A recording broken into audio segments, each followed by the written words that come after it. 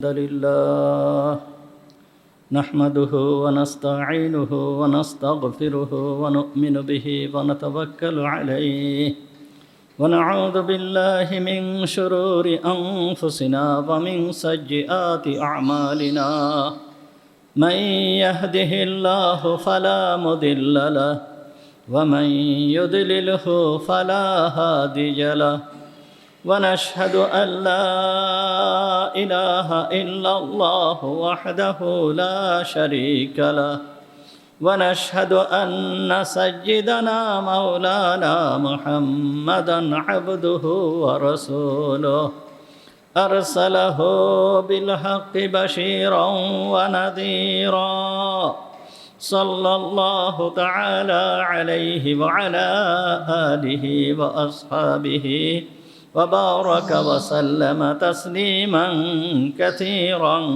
كثيرا أما بعد فأعوذ بالله من الشيطان الرجيم بسم الله الرحمن الرحيم فلما دخلوا عليه قالوا يا أيها العزيز مسنا وأهلنا الضر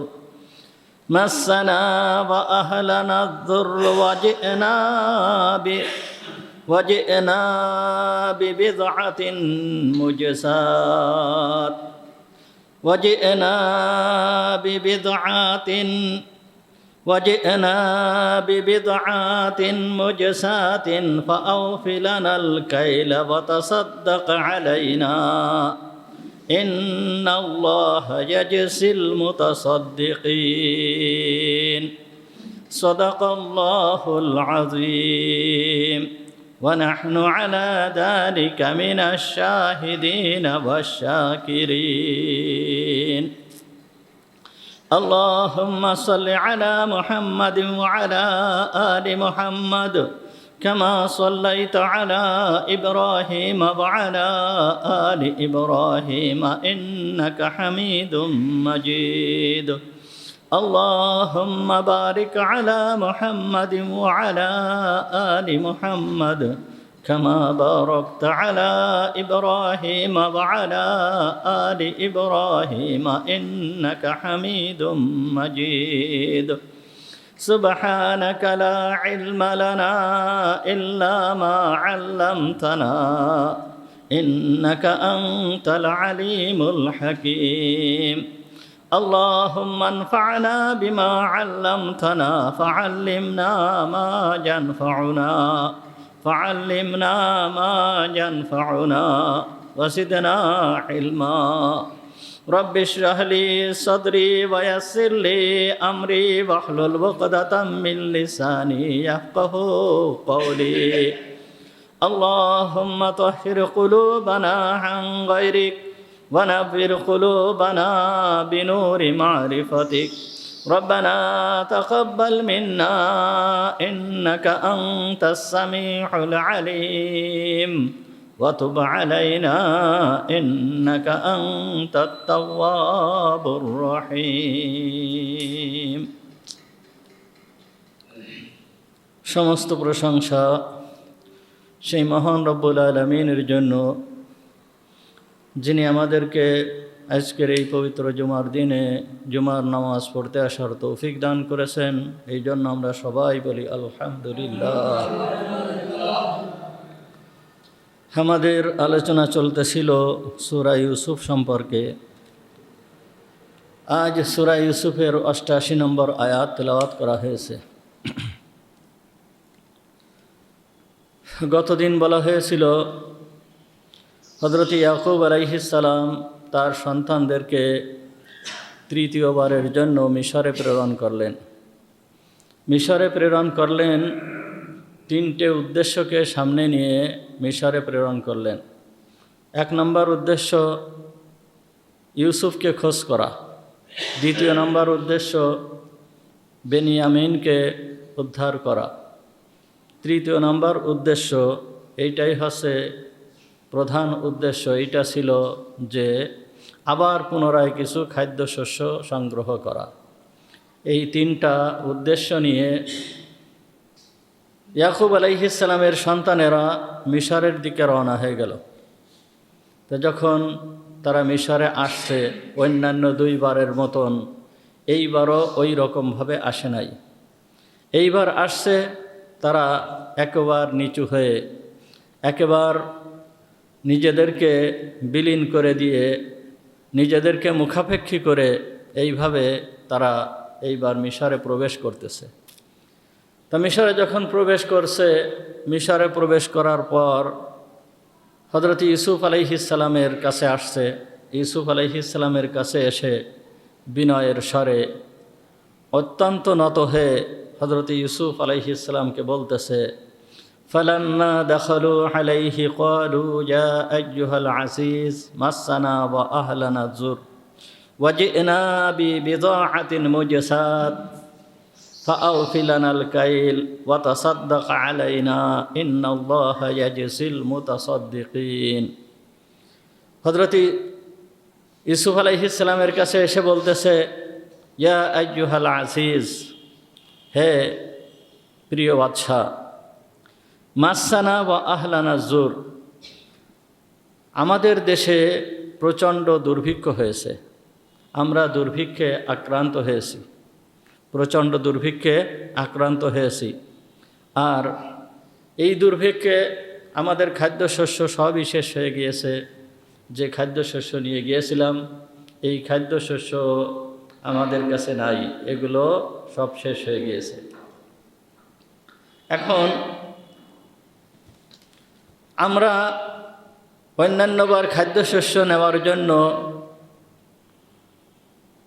এর বিনিময় মূল্য আমরা নিয়ে আসি, কিন্তু এইবার আমরা বিনিময় মূল্য নিয়ে আসতে পারি নাই।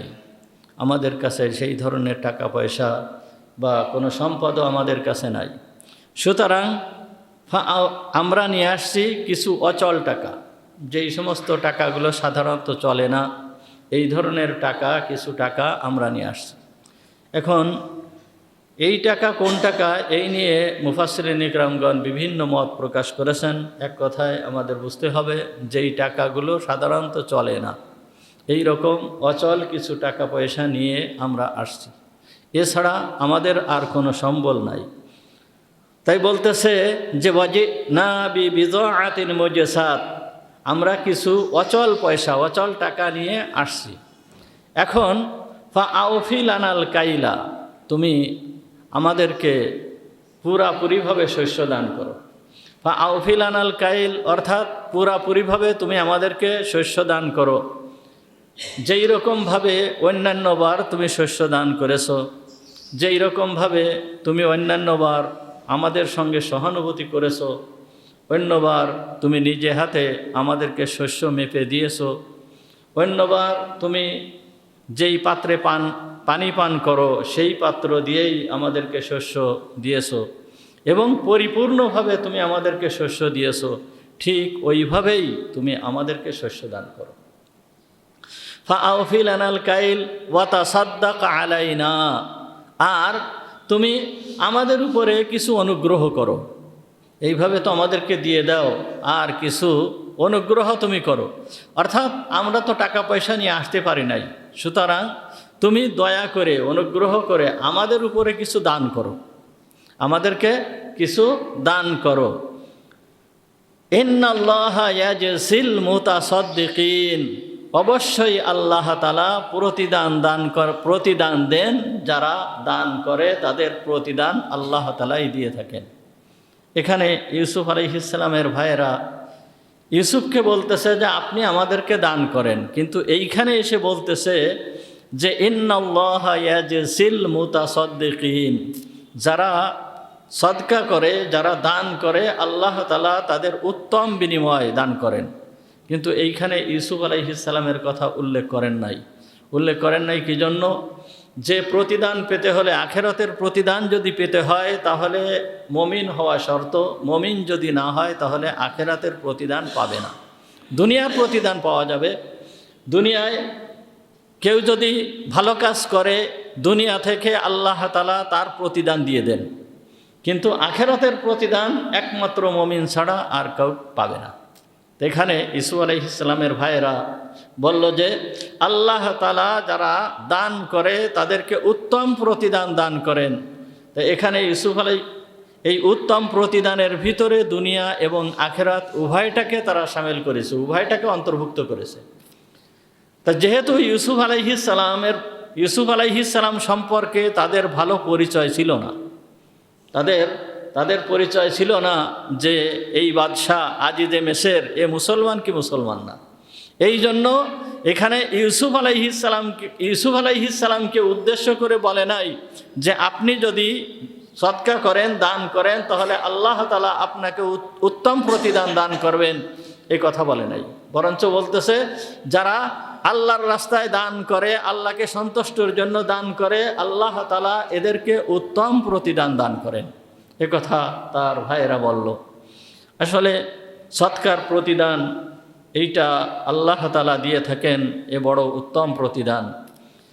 অনেক সময় দেখা যায় যে এই দানের মাধ্যমে, সদকার মাধ্যমে আল্লাহ তাআলা দুনিয়াতেও বড় বড় পুরস্কার দান করেন, পুরস্কার দান করেন।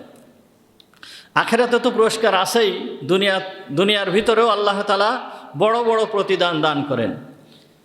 তফসিরে রুহুল বায়ানের ভিতরে, এই আয়াতের তফসিরের ভিতরে ঘটনা আসছে যে আল্লামা রবি রহমাতুল্লাহি আলাই, উনি একজন বড় বিখ্যাত একজন আলেম ছিলেন। উনি একবার শুনলেন একটা এলাকায়, একটা গ্রামে একটা মহিলার একটা ছাগল আছে, এই ছাগলের এক বান থেকে দুধ বের হয়, আর এক বান থেকে মধু বের হয়। তখন উনি আশ্চর্য হয়ে গেলেন যে এ কেমন, যে ছাগলের এক বান থেকে দুধ বাইর হয়, আর এক বান থেকে মধু বাইর হয়, এটা আবার কেমন কথা? দুধ বাইর হওয়া যে এরকম আশ্চর্যের কিছু না, মধু বাইর হওয়াও আশ্চর্যের কিছু না। কি একটা ছাগলের থেকে, একটা গরুর থেকে যে দুধ বাইর হচ্ছে, এটা আশ্চর্যের বিষয় না?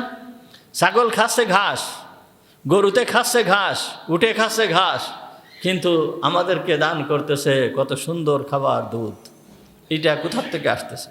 এই খাবার যে খাচ্ছে, ঘাস যে খাচ্ছে, এই ঘাসের থেকেই তো দুধ উৎপন্ন হচ্ছে। এই ঘাস খাচ্ছে, এই ঘাসের থেকেও তো এই ছাগল বা গরু যে প্রস্রাব করতেছে, এই প্রস্রাবটাও তো তার থেকে বের হচ্ছে। কিন্তু দেখেন আল্লাহ তাআলার কুদরত কেমন, কত বড় আল্লাহ তাআলার কুদরত, যে এই দুধকে এবং তার যে নাপাক পদার্থ প্রস্রাব, এইটাকে আল্লাহ তাআলা কিভাবে পার্থক্য করে দিয়েছেন, কিভাবে পৃথক করে দিয়েছেন, কি সুন্দর কায়দায়। ওই ঘাসের থেকেই এই দুইটা জিনিস উৎপন্ন হচ্ছে, কিন্তু কি পদ্ধতিতে, কত সুন্দর পদ্ধতিতে, কোন ধরনের মেশিনে আল্লাহ তাআলা এটাকে ফিল্টারিং করতেছেন, যে দুধ এক সাইডে চলে যাচ্ছে আর যেই মলমূত্র এইগুলো এক সাইডে চলে যাচ্ছে। এই দুধকে খাদ্য আকারে আমার সামনে আল্লাহ তাআলা পেশ করতেছেন, আর মলমূত্র সেইটা চলে যাচ্ছে। তা যেই আল্লাহ এই করতে পারেন, যেই আল্লাহ মলমূত্রর ভিতরের থেকে পার্থক্য করে দুধ বের করে দিতে পারেন, সেই আল্লাহ কি মধু বের করে দিতে পারেন না? অবশ্যই পারেন। এটা আল্লাহ তাআলার কুদরত। আল্লাহ যেখানে তার কুদরত ইস্তেমাল করতে চান, ব্যবহার করতে চান, আল্লাহ তাআলা সেখানে কুদরতকে ব্যবহার করে থাকেন। তা উনি মনে করলেন যে এটা তো আশ্চর্য ধরনের ঘটনা। আল্লামা রবি রহমাতুল্লাহি আলাইহি বলতেছে, এই কথা শোনার সঙ্গে সঙ্গে আমি সেই গ্রামে গেলাম, নিজে যেয়ে দেখলাম যে আসলে যা আমি শুনেছি ঘটনা সত্য। তখন আমি নিজেই ওই ছাগলকে দহন করলাম, ছাগলকে দোয়ালাম। দহন করার পরে যা ওই একবার দিয়েই দুধ বের হচ্ছে, আর একবার দিয়েই মধু বের হচ্ছে। তখন আমি আশ্চর্য হয়ে ওই মহিলাকে জিজ্ঞেস করলাম যে কি ব্যাপার, তোমার এই রকম ঘটনা কবের থেকে হয়েছে এবং কি জন্য হয়েছে, কিভাবে হয়েছে? তখন বলতেছে যে একটা ঘটনা ঘটেছিল, ওই ঘটনার পরের থেকে আমার এই অবস্থা হয়েছে। আল্লাহ তাআলা আমাকে এই রকম করে দিয়েছেন, আমার এই ছাগলের একবার দিয়ে দুধ বের হয়, আর একবার দিয়ে মধু বের হয়। তখন ওই মহিলা ঘটনা শোনাচ্ছে যে সাধারণত আরব দেশ মরুভূমির এলাকা, এই সমস্ত এলাকায় আরও আগের দিনে কোনো হোটেলের ব্যবস্থা ছিল না। কোনো মানুষ বাজারে যে হোটেলে খাবে, হোটেল টোটেল এই ধরনের কোনো ব্যবস্থাই ছিল না। মরুভূমির ভিতর দিয়ে বাজারই তো ছিল না, তার হোটেল কোথা থেকে আসবে? তা লোক এক এলাকার থেকে যখন আর এক এলাকা সফর করত, তখন একজনের কাছে শরণাপন্ন হতো, একজনের কাছে যে বলতো যে আমি অমুক দূরের থেকে আসছি, আমার একটু থাকা খাওয়ার ব্যবস্থা করা যায় কিনা। আর এই থাকা খাওয়ার ব্যবস্থা করাটা এইটা আরবদের একটা ঐতিহ্য। এরা এইটা করতে পারলে ওরা নিজেদেরকে ধন্য মনে করে। তা ওই মহিলা বলতেছে যে আমার বাড়িতে একজন মেহমান আসলো, মেহমান এসে সে খাবার চালো, যখন খাবার চেয়েছে আমার ঘরে তাকে দেওয়ার মতন কোনো খাবার নাই, কোনো কিছুই আমার কাছে নাই। আমি যে তার সামনে দেব এই রকম ধরনের সামান্য পরিমাণ খাবারও আমার কাছে নাই, কি দিব আমি? কিন্তু সে যে আমার মেহমান, তাকে তো কিছু খাবার দিতে হবে, তাকে তো খাবার দেওয়া প্রয়োজন। আল্লাহর জন্য, আল্লাহকে রাজি খুশি করার জন্য আমার তো কিছু খাবার দেওয়া প্রয়োজন। তখন আমি কি করি, আমার একটা ছাগল ছিল, যেই ছাগলের দুধ বিক্রি করে আমি সংসার চালাতাম।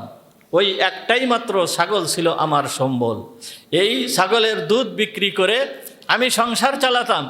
তখন আমি এই মেহমানের সম্মানার্থে কোনো উপায় না পেয়ে আমার জীবিকার একমাত্র অবলম্বন যেই ছাগল, আমার সংসার চালানোর মাধ্যম যেই ছাগল, আমি যার উপরে নির্ভর করে আমার রুটি রুজি হয়, এই একমাত্র ছাগলকে আল্লাহ তাআলাকে রাজি খুশি করার উদ্দেশ্যে ওই মেহমানের সন্তুষ্টির জন্য আমি ওই ছাগলকে জবাই করে দিলাম।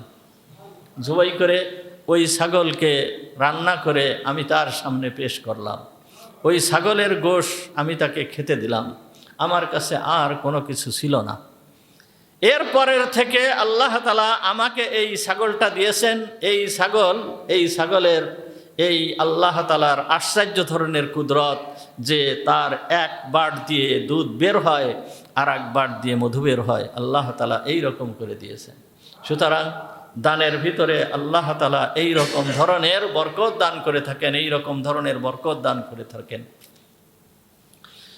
আর দানের বিপরীতে যদি কেউ জুলুম করে, দানের বিপরীতে যদি কেউ জুলুম করে, তাহলে আল্লাহ তাআলা বরকত তুলে নিয়ে যান। আল্লাহ তাআলা সেই জায়গায় আর বরকত রাখেন না, বরকত থাকে না। এই আয়াতের তাফসীরের ভিতরেই, ওই রুহুল বায়ানের ভিতরে আরেকটা ঘটনা আসছে যে সুলতান মাহমুদ গজনবী রহমাতুল্লাহি আলাইহি, অর্থাৎ গজনির সম্রাট সুলতান মাহমুদ, ইনি এক এলাকায় সফর করতেছিলেন। যখন উনি সফর করতেছেন, ওই এলাকায় আখের চাষ হয়েছে, লোকেরা আখের চাষ করেছে, কিন্তু উনি কখনোই এই আখের চাষ দেখেন নাই বা আখ দেখেন নাই কখনো। এই বড় বড় আখ জমিতে হয়েছে, এইটা উনি দেখেন নাই। তা এইটা দেখে উনি একটু আশ্চর্য হয়েছেন যে তো সুন্দর জিনিস, এ দিয়ে কী করতে হয়, এর চাষ করা হয়েছে কি জন্য? তখন একটা লোক ওইখান থেকে আখ কেটে এনে শুলে ওনাকে দিছেন, বলতেছেন যে আপনি একটু খেয়ে দেখেন। তা সুলতান মাহমুদ গজনবী রহমাতুল্লাহি আলাইহি ওই আখ খাচ্ছেন, আর আখ খেয়ে আশ্চর্য হয়ে যাচ্ছেন আল্লাহ তাআলার কত বড় কুদরত, যে একটা লাঠি, এই লাঠির ভিতরে আল্লাহ তাআলা শরবত রেখে দিয়েছেন, শরবত লাঠির ভিতরে রেখে দিয়েছেন। আল্লাহ তাআলার কত বড় কুদরত, কত সুন্দর মিষ্টি জিনিস, কত স্বাদের জিনিস, এই জিনিস আল্লাহ তাআলা এই লাঠির ভিতরে, এই আখের ভিতরে আল্লাহ তাআলা রেখে দিয়েছেন। তা উনি খাচ্ছেন, খেতে খেতে খেতে খেতে ওই আখের ক্ষেতের দিকে তাকাচ্ছেন, দেখতেছেন বিশাল এলাকা জুড়ে আখের ক্ষেত, কতই না সুন্দর ক্ষেত। উনি মনে মনে একটা ধারণা করছেন, এইখানে যদি কিছু কর আরোপ করা হয়, যেহেতু উনি বাদশাহ, উনি সুলতান, এইখানে যদি কিছু কর আরোপ করা হয় তাহলে রাষ্ট্রীয় কোষে কিছু অর্থ জমা হবে, আর এইখান থেকে কিছু আখ যদি যায় তাহলে আমরাও এটাকে খেতে পারবো। এই রকম ধরনের মনে মনে একটা ধারণা করছেন, এইটা কারোর সামনে প্রকাশ করেন না এখনো, শুধুমাত্র মনে মনে এই ধারণাটা করছে। যখন এই মনে মনে এই ধারণাটা করছে, মনে মনে ধারণা করার সঙ্গে সঙ্গে আর একটা আখ নিয়ে উনি যখন খাওয়া শুরু করছে, ওই আখের ভিতরে কোনো রস নাই, ওই আখের ভিতরে আর কোনো রস নাই। যেই আখটা ধরে সেই আখের ভিতরে কোনো রস নাই, আখের রস শূন্য হয়ে গেছে, রস নাই। এখন উনি চিন্তা করতেছেন যে কি ব্যাপার, এইরকম হলে কেন, এবং জিজ্ঞেস করতেছে যে কি ব্যাপার, এই আখের ভিতরে রস নাই কেন, এই আখের ভিতরে রস নাই কেন? আমি একটু আগে আখ খেলাম, এই আখের ভিতরে তো রস ছিল, কিন্তু এই আখের ভিতরে রস নাই কেন? উনি জিজ্ঞেসই করে ফেললেন, প্রশ্নই করে ফেললেন। যখন এই ধরনের প্রশ্ন করছে, ওই লোকেদের ভিতরের থেকে একজন বৃদ্ধ লোক ছিল। ওই বৃদ্ধ লোক, সে বাদশার সামনে, সুলতান গজনির সম্রাট, এই গজনির সম্রাট, তার ক্ষমতা কত ছিল, তার এলাকা, তার রাষ্ট্র কত বড় ছিল, যে তার রাষ্ট্রের এলাকা ছিল ওই সেই আফগানিস্তানের গজনি থেকে নিয়ে একেবারে মিয়ানমার পর্যন্ত, এই বিশাল এলাকার সম্রাট ছিলেন সুলতান মাহমুদ। এর সামনে বলে ফেলছে যে মনে হয় বাদশাহ জনগণের উপরে জুলুম করার কোনো ইচ্ছা করে ফেলছে, এই কারণে আল্লাহ তাআলা খাদ্যের ভিতরের থেকে বরকত তুলে নিয়েছেন। বলার সঙ্গে সঙ্গে সুলতান মাহমুদ গজনবী রহমাতুল্লাহি আলাইহি উনি বলছেন, ঠিকই তো, তাই তো, আমি যে তাদের উপরে কর আরোপ করার ইচ্ছা করেছি, এই ইচ্ছা করার সঙ্গে সঙ্গেই আখের ভিতরের থেকে রস শূন্য হয়ে গিয়েছে। সুতরাং উনি আবার ইচ্ছাকে পরিবর্তন করলেন যে না, এই রকম ধরনের কর আরোপ আর করা যাবে না। উনার ইচ্ছাকে যখনই পরিবর্তন করেছেন, এই কথা তো কেউ জানে না, কারোর সামনে প্রকাশও করেননি। উনার নিজের মনের ভিতরের ইচ্ছাকে পরিবর্তন করছেন, পরিবর্তন করার সঙ্গে সঙ্গে আল্লাহ তাআলা আবার আখের ভিতরে সেই বরকত দান করেছেন, আখের ভিতরে রস চলে আসছে। সুতরাং এই জুলুম করলে বরকত থাকে না, জুলুম করলে বরকত থাকে না, বরকত উঠে যায়। বিশেষ করে যারা ক্ষমতাসীন হয়, ক্ষমতাধর হয়, তারা যদি এই রকম ধরনের জুলুম করে, তার অধীনস্থদের ভিতরের বরকত থাকে না, বরকত উঠে যায়। আর আমাদের ভিতরে এই জুলুমের তো কোনো শেষ নাই, একেবারে নিচু থেকে নিয়ে উপর পর্যন্ত জুলুম আর জুলুম, জুলুম আর জুলুম, জুলুম নির্যাতনে ভরা। আল্লাহ তাআলা বরকত কিভাবে দিবেন, বরকত আসবে কিভাবে? সুতরাং জুলুমের মাধ্যমে বরকত চলে যায়, দানের মাধ্যমে আল্লাহ তাআলা বরকত দান করেন। ইউসুফ আলাইহিস সালামের ভাইয়েরা বলল, ওয়া তাসাদ্দাক আলাইনা ইন্নাল্লাহা ইয়াজসিল মুতাসাদ্দিকিন। হে বাদশা, তুমি আমাদেরকে কিছু দান করো, আমাদেরকে কিছু অনুগ্রহ করো, আমাদের উপরে অনুগ্রহ করে তুমি কিছু দান করো। আর যারা দান করে আল্লাহ তাআলা তাদেরকে উত্তম প্রতিদান দান করেন। এই কথা বলল ইউসুফ আলাইহিস সালামের ভাইয়েরা ইউসুফ আলাইহিস সালামকে। ইউসুফ আলাইহিস সালামকে কথা বলার পরে, এরপরে হযরত ইউসুফ আলাইহিস সালামের আব্বা যখন তাদেরকে কেনানে পাঠিয়েছিল, ছেলেদেরকে একটা চিঠি লিখে দিয়েছিল, ছেলেদের কাছে একটা চিঠি লিখে দিয়েছিল এই বাদশার কাছে, আজিজে মিসরের কাছে, মিশরের বাদশার কাছে একটা চিঠি লিখে দিয়েছিল। তানার চিঠিটা কি ছিল, কি চিঠি লিখছিলেন? চিঠিটা ছিল, উনি সর্বপ্রথম লিখেছিলেন বিসমিল্লাহির রহমানির রহিম। সর্বপ্রথম চিঠি ছিল, লেখার ছিল যে বিসমিল্লাহির রহমানির রহিম। এরপর হযরত ইয়াকুব আলাইহিস সালাম লিখছেন মানে উনি তখন তো ওনার চোখ অন্ধ হয়ে গিয়েছে, উনি তো লিখতে পারেন না, ছেলেদের কাউকে দিয়ে উনি লেখাইছেন। সেটা কি লিখছেন? মিন ইয়াকুবা ইসরাঈলিল্লাহ, ইসরাঈল আল্লাহ, ইয়াকুব আল্লাহর বান্দা, ইয়াকুবের পক্ষ থেকে, আল্লাহর বান্দা ইয়াকুবের পক্ষ থেকে, ইবনে ইসহাক জবিহুল্লাহ, যে হচ্ছে জবিহুল্লাহ, ইসহাকের ছেলে।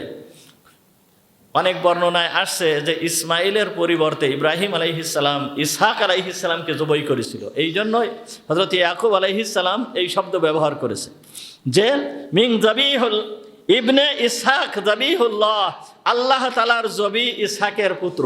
আমি হচ্ছে আল্লাহ তাআলার জবি ইসহাকের পুত্র, আর সে হচ্ছে ইবনে খলিলুল্লাহ ইব্রাহিম, ইবনে ইব্রাহিম খলিলুল্লাহ, আর তিনি হচ্ছে ইব্রাহিম খলিলুল্লাহর পুত্র।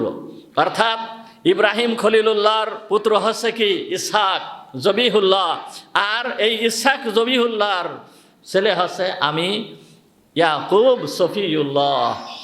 আমি ইয়াকুবের পক্ষ থেকে উনি লিখছেন ইলা আজিজি মিসর, অর্থাৎ মিশরের বাদশার নিকট চিঠি। তা হযরত ইয়াকুব আলাইহিস সালাম সর্বপ্রথম এই জায়গায় নিজের পরিচয় তুলে ধরেছেন যে ইব্রাহিম যেই রকম একজন নবী ছিল, ইসহাক যেই রকম একজন নবী ছিল, আমিও ঠিক সেই রকম একজন নবী। উনি নিজের পরিচয় চিঠির ভিতরে তুলে দিচ্ছেন।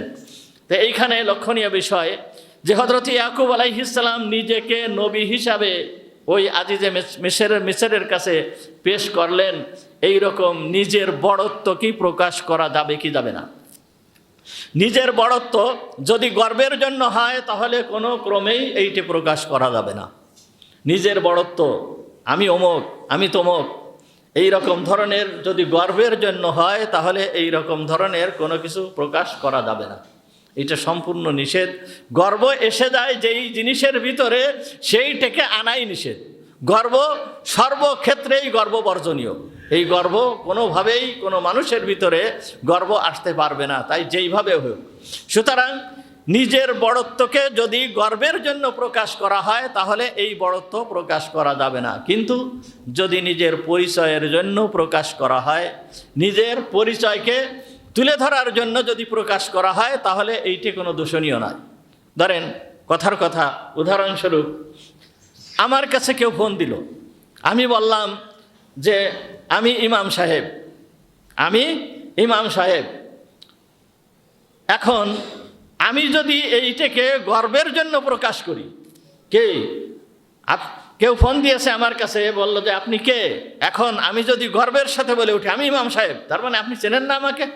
হ্যাঁ, আপনি জিজ্ঞেস করতেছেন। এই রকম যদি হয় তাহলে এই রকম কথা অবশ্যই দোষণীয়, এ কথা বলা যাবে না। হ্যাঁ, যদি আমি গর্বের জন্য না, আমি স্বাভাবিকভাবে পরিচয় দেওয়ার জন্য বললাম ইমাম সাহেব, তাহলে এইটা সমস্যা না। অনেক সময় দেখা যায় যে কেউ যদি ফোন করতেছে, ধরেন ফোন করলো, ফোন করার পরে আমি বললাম আনিস। আপনি কে বলছেন? আনিস। তো এখন আনিস বললে তার প্রশ্ন এসে যায়, আনিস কোন আনিস? আপনি কোন আনিস? কে? কোথা থেকে বলছেন? বাড়ি কোথায়? এই রকম ধরনের অনেক প্রশ্নের সে সম্মুখীন হয়। যখন এই ধরনের প্রশ্নের সম্মুখীন হয় সে একটু বিব্রত হয়ে ওঠে। যখন বিব্রত হয়ে ওঠে, এখন এর পরে যখন পরিচয় জানতে পারে যে আমি ইমাম সাহেব আনিস, তখন সে লজ্জা পায় এবং তখন বলেই ওঠে যে হুজুর আসলে আমি তো আপনাকে চিনতে পারি নাই, ভুল হয়ে গেছে, এই আসলে মনে কিছু করবেন না, এই রকম ধরনের। তাহলে ওই ব্যক্তি যাতে এই বিব্রত না হয়, নিজের পরিচয়কে তুলে ধরার জন্য এই রকম যদি বলে তাহলে এর ভিতরে দোষণীয় কিছু নাই। একবার আমার শায়েখ মুফতি আবদুল্লাহ সাহেব অর্থাৎ মাগুরা হুজুর, উনি একবার ওই ফোন আসছে, ফোন আসার সঙ্গে উনি নিজেই ফোন দিয়েছে। ফোন দিয়ে উনি নিজের পরিচয় দিচ্ছেন, বলতেছেন আমি মুফতি আবদুল্লাহ। যাই হোক, ওনার কথাবার্তা শেষ হয়ে গেছে। শেষ হওয়ার পরে আমি হুজুরকে জিজ্ঞেস করলাম যে হুজুর আপনি এই কথা বললেন কেন, মুফতি আবদুল্লাহ? আপনি যে মুফতি আবদুল্লাহ বললেন তা আপনি নিজের নামে যে মুফতি বললেন, এটা কি ঠিক হয়েছে? আসলে তো আমি তো জানার জন্য হুজুরের কাছে প্রশ্ন করেছি, আর হুজুরও তা বুঝতে পারছে। আমি জানার জন্য প্রশ্ন করছি হুজুরের কাছে, আর হুজুরও বুঝতে পারছে। তখন বলতেছে, মিয়া এটা হচ্ছে পরিচয়ের জন্য যদি তুমি বলো তাহলে এইটা দোষণীয় না, আর যদি গর্বের জন্য বলো তাহলে এইটা দোষণীয়। আমি যদি মুফতি আবদুল্লাহ না বলি, আবদুল্লাহ যদি বলি, তাহলেও আমাকে চিনতে পারবে না, ওই ব্যক্তি আমাকে চিনতে পারবে না, আমাকে বিভিন্ন ধরনের প্রশ্ন করবে। সুতরাং এই জন্য নিজের পরিচয়ের জন্য মোটামুটি গর্ব ছাড়া নিজের বিভিন্ন ধরনের ফায়দার জন্য, অন্য উপকারের জন্য যদি এই কথা বলে তাহলে সেইটা দোষণীয় না। ঠিক তেমনিভাবে হযরত ইয়াকুব আলাইহিস সালাম নিজের পরিচয়কে বাদশার কাছে তুলে ধরে এরপরে হযরত ইয়াকুব আলাইহিস সালাম এরপরে বলতেছেন যে ইয়াকুব আলাইহিস সালাম এরপর বলতেছেন আম্মা বাদ। চিঠির ভাষা যেই রকম হয় সেইভাবে উনি বলতেছেন ফাআনা আহলু বাইতিন বিনাল বালা। উনি বলতেছেন আমি হচ্ছে নবীর পরিবার, আমাদের এইখানে দুর্ভিক্ষ অবতীর্ণ হয়েছে, এই দুর্ভিক্ষে আমাদের অনেক কষ্ট হচ্ছে। আর সর্বোপরি কথা হচ্ছে যে আমার দাদা হযরত ইব্রাহিম আলাইহিস সালামকে আল্লাহ তাআলা নমরুদের আগুনের মাধ্যমে পরীক্ষা করেছিল। আল্লাহ তাআলা আমার দাদা ইব্রাহিমকে নমরুদের আগুনের মাধ্যমে পরীক্ষার জন্য নমরুদের আগুনকে শীতল করে দিয়েছিল। আমার দাদা ধৈর্য ধারণ করেছিলেন, ধৈর্য ধারণ করার কারণে আল্লাহ তাআলা ওই নমরুদের আগুনকে শীতল করে দিয়েছিল। আর আমার পিতাকে নিজের সন্তান জবাই করার মাধ্যমে পরীক্ষা করেছিল। আমার পিতা ধৈর্য ধারণ করেছিল। আমার পিতাকে আল্লাহ তাআলা জবাই হওয়ার জন্য পরীক্ষা করেছিল, আমার পিতা ধৈর্য ধারণ করেছিল। সুতরাং আমার পিতা হচ্ছে জবিহুল্লাহ।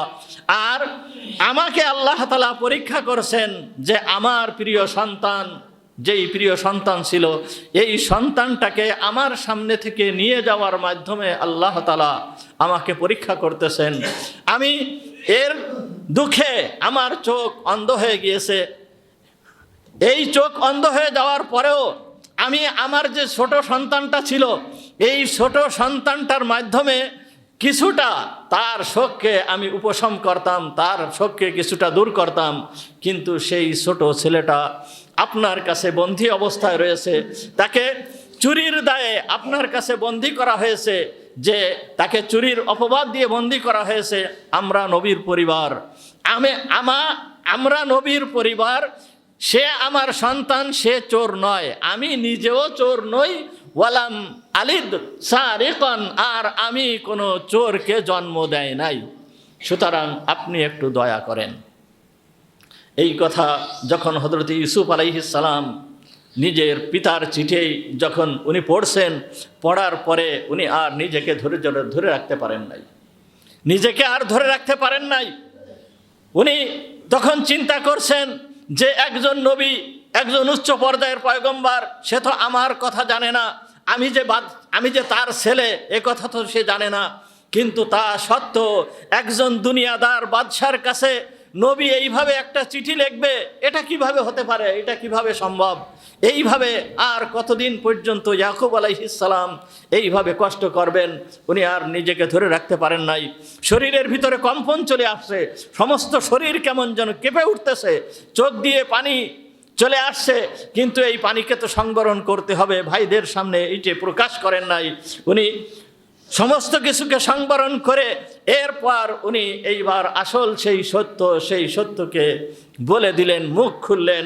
এইবার বলতেছেন, ক্বাল হাল আলিমতুম মা ফাআলতুম বিইউসুফ ওয়া আখিহি ইয আনতুম জাহিলুন। ভাইদেরকে উদ্দেশ্য করে বলতেছে, হাল আলিমতুম মা ফাআলতুম বিইউসুফ ওয়া আখিহি, তোমাদের কি মনে আছে, তোমরা কি জানো ইতিপূর্বে তোমরা ইউসুফ আর ইউসুফের ভাইয়ের সঙ্গে কি ব্যবহার করেছিলে? খুব সুন্দর ভাষায়, নরম ভাষায়, হাসি মুখে ভাইদেরকে বলতেছে, তোমাদের কি জানা আছে যে তোমরা ওই অনেক পূর্বে ইউসুফ আর ইউসুফের ভাইদের সঙ্গে কি ব্যবহার করেছিলে? তোমাদের কি জানা আছে? ইদ আনতুম জাহিলুন, যেই সময়ে তোমরা বুঝতে না বুঝে তোমরা ইউসুফ আর ইউসুফের ভাইয়ের সঙ্গে কি আচরণ করেছিলে, এটি কি তোমাদের স্মরণ আছে? এ কথা যখন বলার সঙ্গে সঙ্গে তাদের সন্দেহ হয়েছে, কিরে সেই 80 বছর আগে ইউসুফ হারিয়ে গিয়েছে, আর ইউসুফ কোথায় হারিয়ে গিয়েছে? সেই কিনানের জঙ্গলের ভিতরে ইউসুফ হারিয়ে গিয়েছে। ইউসুফকে আমরা কিনানের জঙ্গলের ভিতরে ফেলে রেখেছি, কিনানের কূপের ভিতরে ফেলেছিলাম, সেইখান থেকে ব্যবসায়ী কিনে নিয়ে গিয়েছিল। আর এই বাদশাহ এই ইউসুফের খবর কি করে জানে? এই মিশরের বাদশাহ এই ইউসুফের খবর কি করে জানলো?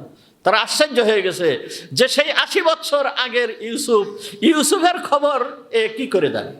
উনি মাথার থেকে, ওনার মাথায় যে টুপি ছিল, তাজ ছিল, ওই টুপি সরায় ফেলছেন। টুপি সরায় ফেলে একটু মিষ্টি হেসে দিয়েছেন। ইতিপূর্বে ভাইদের সামনে হাসেন নাই।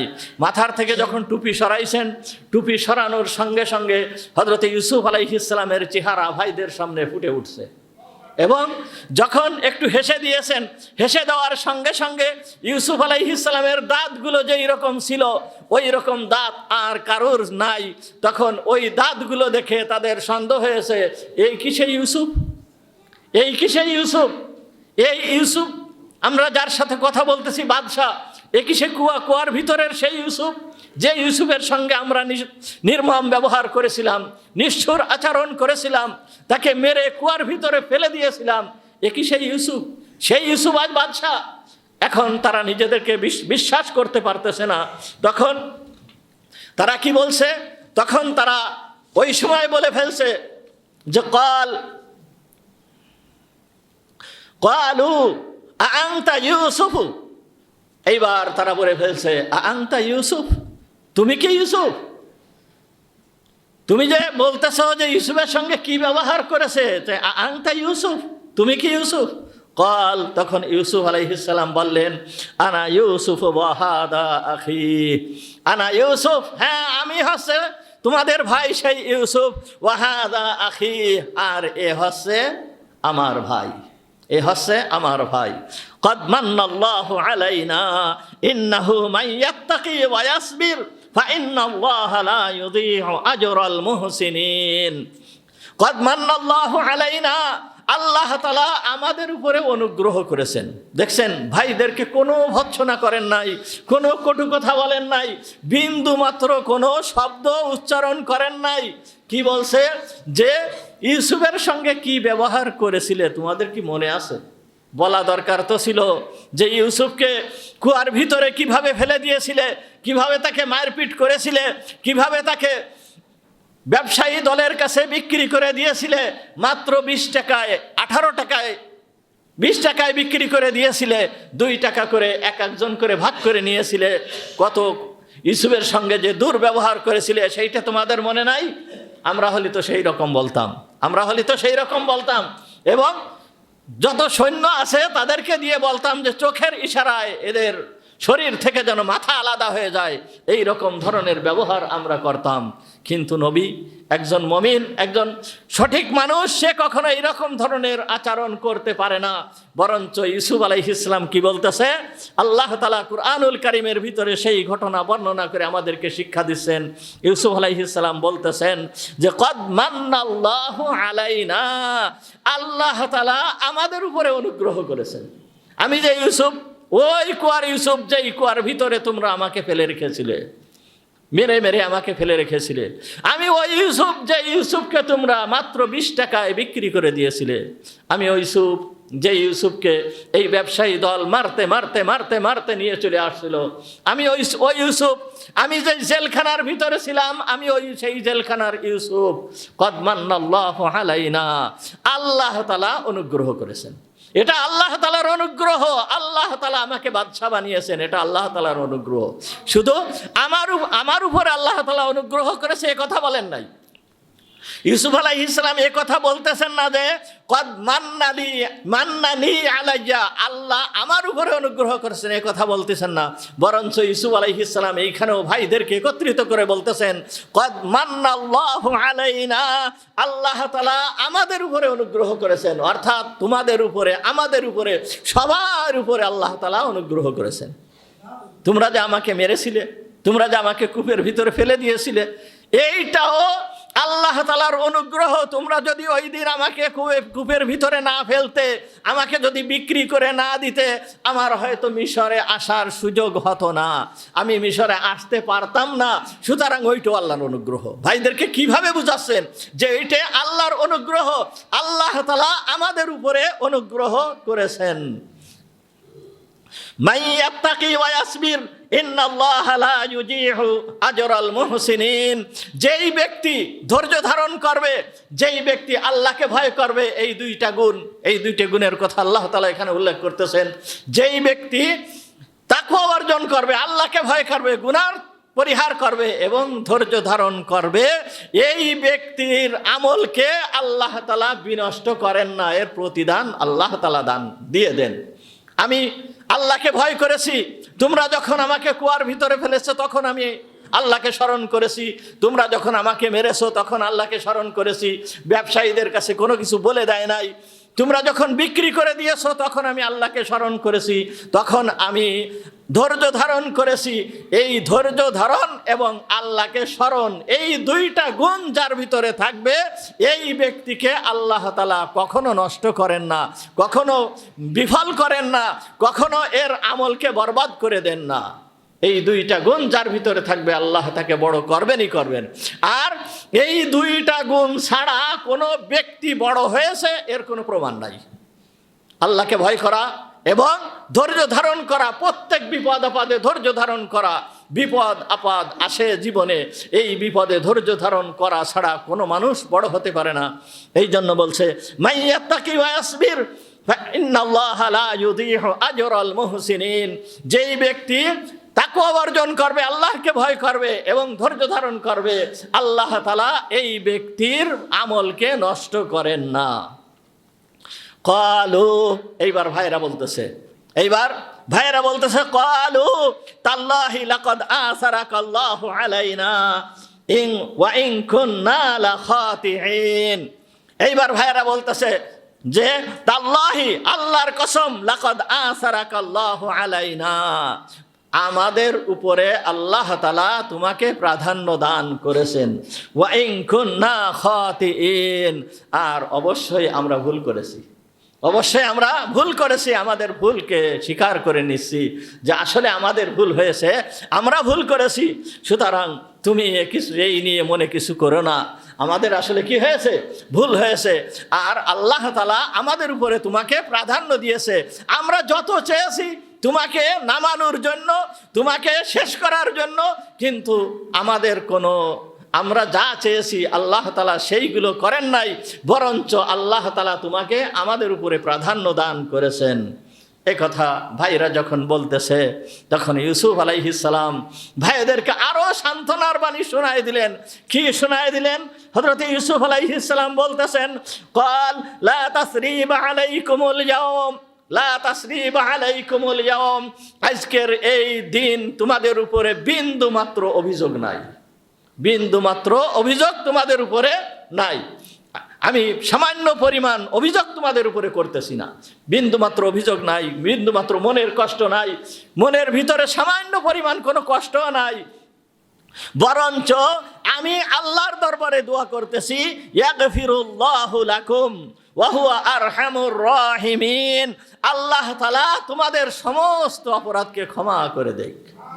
কত বড় কথা চিন্তা করতে পারছেন যে ভাইদের সঙ্গে কি ব্যবহার করলো। একবার আপনাদেরকে আগেও শোনানো হয়েছে যে একবার এক ব্যক্তি হযরত ইউসুফ আলাইহিস সালামের কাছে এসে বলতেছে যে হুজুর, আপনার সাথে আপনার ভাইয়েরা যে দুর্ব্যবহার করেছিল ওইটা আপনার নিজের মুখ থেকে আমি একটু শুনতে চাই। তখন ইউসুফ আলাইহিস সালাম উত্তরে বললেন যে আমার ভাইয়েরা, আমরা খুব গরিব মানুষ ছিলাম, ওই কিনানে ছাগল চড়াতাম, ছাগল চড়ায় আমাদের সংসার চালাতাম। তা আমার ভাইয়েরা পরামর্শ করে আমাকে বিদেশ পাঠিয়ে দিল। এই মিশরে আসছি, আমার ভাইয়েরা পরামর্শ করে আমাকে এই মিশরে পাঠিয়ে দিয়েছে। আর ভাইদের পরামর্শে আমি যখন বিদেশ আসছি, বিদেশ আসার পরে আজ আমি মিশরের বাদশা হয়েছি। সুতরাং আমার ভাইয়েরা আমার প্রতি কত সুন্দর আচরণ করেছে।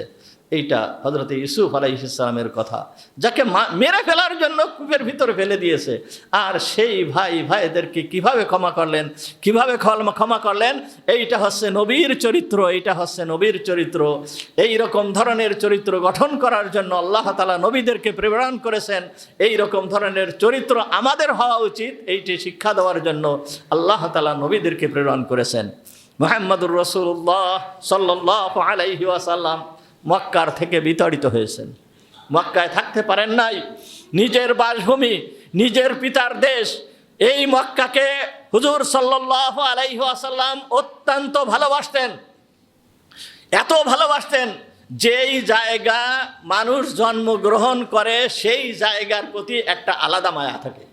সেই জায়গাটা যেইরকম হোক না কেন, জন্মভূমির প্রতি আলাদা একটা মায়া থাকে। সে যেই জায়গায় হোক না কেন, সেই জায়গাটা মরুভূমি হোক বা যেই জায়গায় হোক, সেই জায়গার প্রতি আলাদা একটা মায়া থাকে। তারপরও মক্কা এমন জায়গা, ওই জায়গার ভিতরে যা আছে পৃথিবীর অন্য কোথাও নেই। কাবাঘর মক্কায়, পৃথিবীর অন্য কোথাও নাই। জমজম কূপ মক্কায়, পৃথিবীর অন্য কোথাও নাই। সাফা মারওয়া মক্কায়, পৃথিবীর অন্য কোথাও নাই। আরাফার ময়দান মক্কায়, পৃথিবীর অন্য কোথাও নাই। মুজদালেফা মক্কায়, পৃথিবীর অন্য কোথাও নাই। মিনা মক্কায়, পৃথিবীর অন্য কোথাও নাই। তারপরে জাবালে নূর অর্থাৎ হীরা পাহাড়, এইটা মক্কায়, পৃথিবীর অন্য কোথাও নাই। এই যে যেই সমস্ত জিনিসগুলো আছে, এর জন্য মুহাম্মদুর রাসূলুল্লাহ সাল্লাল্লাহু আলাইহি ওয়াসাল্লামের মক্কা বড় প্রিয় ছিল, অত্যন্ত ভালোবাসতেন মক্কাকে। সেই মক্কায় থাকতে দেন নাই। মক্কা ছেড়ে চলে গিয়েছে মুহাম্মদুর রাসূলুল্লাহ সাল্লাল্লাহু আলাইহি ওয়াসাল্লাম। শুধু মুহাম্মদুর রাসূলুল্লাহ সাল্লাল্লাহু আলাইহি ওয়াসাল্লাম চলে গিয়েছেন তা নয়, উনার সমস্ত সাথীরাও চলে গিয়েছে, তাদেরকেও থাকতে দেয় নাই, তাদেরকেও বিতাড়িত করেছেন। আবু বকর সিদ্দিক রাদিয়াল্লাহু তাআলা আনহু অত্যন্ত ধনী লোক ছিলেন। উসমান গনি রাদিয়াল্লাহু তাআলা আনহু অত্যন্ত ধনী লোক ছিলেন এবং সমাজ সেবক ছিলেন, তাদেরকে থাকতে দেওয়া হয় নাই, ওমরকে থাকতে দেওয়া হয় নাই, সব চলে গিয়েছে। চলে যাওয়ার পরে এক সময় বিজয় বেশে মুহাম্মদুর রাসূলুল্লাহ সাল্লাল্লাহু আলাইহি ওয়াসাল্লাম চলে যাওয়ার মাত্র 8 বছর পরে, চলে যাওয়ার মাত্র 8 বছর পরে 8ম হিজরিতে হুজুর আকরাম সাল্লাল্লাহু আলাইহি ওয়াসাল্লাম মক্কায় প্রবেশ করলেন সৈন্য নিয়ে।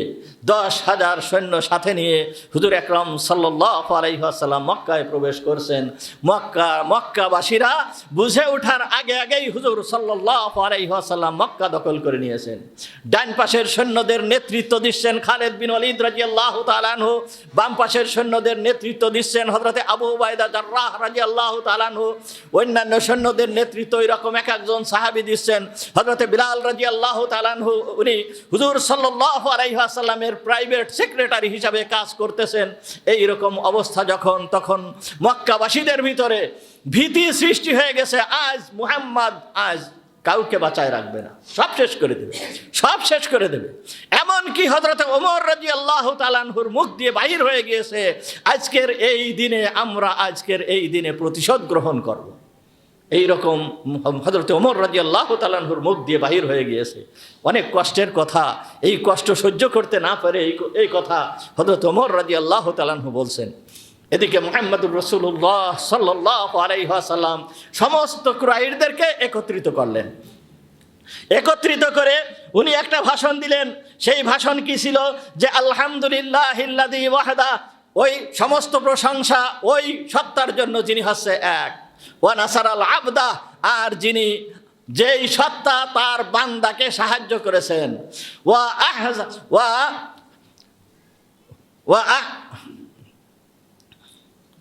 এবং সৈন্যদেরকে পরাজিত করে দিয়েছেন। যারা আমাদের উপরে আক্রমণ করেছিল তাদেরকে আল্লাহ তাআলা পরাজিত করে দিয়েছেন। এরপরে মুহাম্মদুর রাসূলুল্লাহ সাল্লাল্লাহু আলাইহি ওয়াসাল্লাম বলতেছেন যে মাযা তাজুন্নুন, তোমরা কি ধারণা করতেছো আমার সম্পর্কে, তোমরা এখন কি ধারণা করতেছো? তখন কুরাইশবাসীরা বলল যে খায়রা, আমরা ভালো ধারণা করি, আমরা উত্তম ধারণা করি। এখন কারিম, তুমি হচ্ছে আমাদের সম্মানীয় ভাই, তুমি হচ্ছে আমাদের দয়ালু ভাই, ওয়া ইবনু আখিল কারিম, এবং সম্মানীয় ভাইয়ের সম্মানীয় ছেলে, সম্মানীয় পিতার সম্মানীয় ছেলে। তোমার পিতা যেই রকম সম্মানীয়, তোমার দাদা যেই রকম সম্মানীয়, সেই রকম তুমিও আমাদের ভিতরের একজন সম্মানীয় ব্যক্তি। এখন তুমি আমাদের উপরে প্রাধান্য বিস্তার করেছো, আমরা তোমার উপরে ভালো ধারণা করি। তখন হযরতে মুহাম্মদুর রাসূলুল্লাহ সাল্লাল্লাহু আলাইহি ওয়াসাল্লাম বলতেছেন আনা আকুল কামা ক্বালা আখি ইউসুফ, আমি ওই কথা বলবো যেই কথা আমার ভাই ইউসুফ বলেছিল, যেই কথা আমার ভাই ইউসুফ বলেছিল। ইউসুফ কি বলেছিল? লা তাসরিবা আলাইকুমুল ইয়াওম, আজকের এই দিনে তোমাদের উপরে কোনো অভিযোগ নেই, বিন্দুমাত্র কোনো অভিযোগ নেই। ওয়া আনতুম তুলাকা, আজকে সব তোমাদেরকে মুক্ত করে দিলাম, সব তোমরা মুক্ত হয়ে গিয়েছো। এমনকি হুজুর আকরাম সাল্লাল্লাহু আলাইহি ওয়াসাল্লাম ঘোষণা করলেন, যেই ব্যক্তি নিজের ঘরের দরজা বন্ধ করে বসে থাকবে সে মুক্ত, যেই ব্যক্তি আবু সুফিয়ানের বাড়িতে প্রবেশ করবে সে মুক্ত, যেই ব্যক্তি কাবা ঘরের সাথে থাকবে সেই ব্যক্তি মুক্ত। এইভাবে হুজুর সাল্লাল্লাহু আলাইহি ওয়াসাল্লাম সাধারণ ঘোষণা করে দিলেন। হযরত ওমর রাদিয়াল্লাহু তাআলা আনহু যখন এই ঘোষণা শুনছেন, এই ঘোষণা শোনার সঙ্গে সঙ্গে উনি বলতেছেন, আমি লজ্জায় আমার সমস্ত শরীর ঘেমে যাচ্ছিল যে আমি আগে ওই কথা বলে ফেলছি, এখন হুজুর সাল্লাল্লাহু আলাইহি ওয়াসাল্লাম তো সাধারণ ক্ষমা ঘোষণা করেছেন, সুতরাং আমি লজ্জায় আমার শরীর দিয়ে ঘাম বের হয়ে যাচ্ছে। এটা হচ্ছে নবীদের চরিত্র, এটা হচ্ছে নবীদের চরিত্র। নবীরা এই রকমই করে থাকেন, যতই তাদের উপরে দুর্ব্যবহার করা হোক না কেন নবীরা ক্ষমা করে দেন, নবীরা সব সময় ক্ষমা করে দেন। আর মুমিনদের সব থেকে বড় গুণ হচ্ছে যে অন্য ভাইকে ক্ষমা করা। যেই রকম হযরত ইউসুফ আলাইহিস সালাম তার ভাইদেরকে বললেন, লা তাসরিবা আলাইকুমুল ইয়াউম, আজকের দিন তোমাদের প্রতি কোনো অভিযোগ নেই, ইয়াগফিরুল্লাহু লাকুম, আল্লাহ তাআলা তোমাদের সবাইকে ক্ষমা করে দিক, ওয়া হুয়া আরহামুর রাহিমিন, আর তিনি হচ্ছে সব থেকে বড় দয়ালু। ওয়া আখিরু দাওয়ানা আলহামদুলিল্লাহি রাব্বিল আলামিন।